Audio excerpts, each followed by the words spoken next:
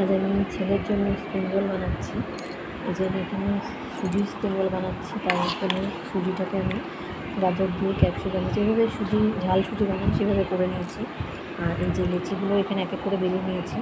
এবারে এটা আমি পুর দিয়ে মুড়ে দেবো।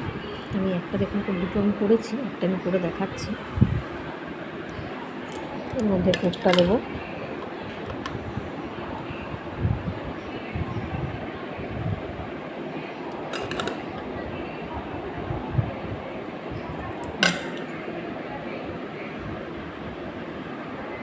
আসলে আমি একা ভিডিও করি, তাহলে সেজন্য একটু অসুবিধা হচ্ছে দেখাতে, আমার ধরার কেউ নেই।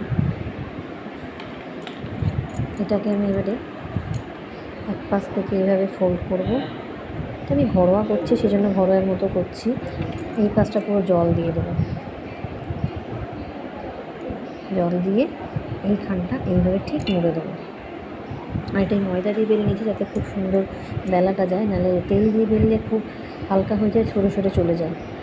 এটা বেশ ভালো করে তেল দিয়ে এই দুপাশটাও মুড়ে দেবো।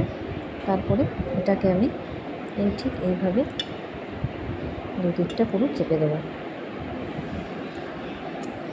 এই পাশটাও ঠিক একইভাবে মুড়ে নেব।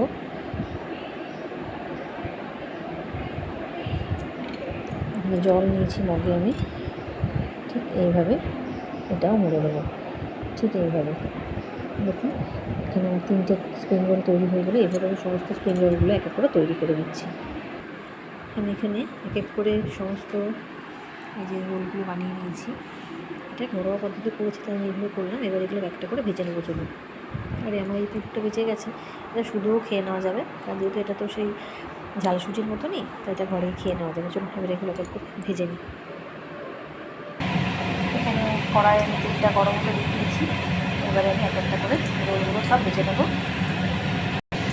একটা আমি তেলে দিয়েছি, তাই একটা একটা করেই ভাজতে হবে, যেহেতু আমার কড়াইটাও ছোটো, আর একটু করে ভাজলেগুলো ভাজাও যাবে না। তেলটা দিয়ে আস্তে আস্তে এটাকে ভেজে নেবে।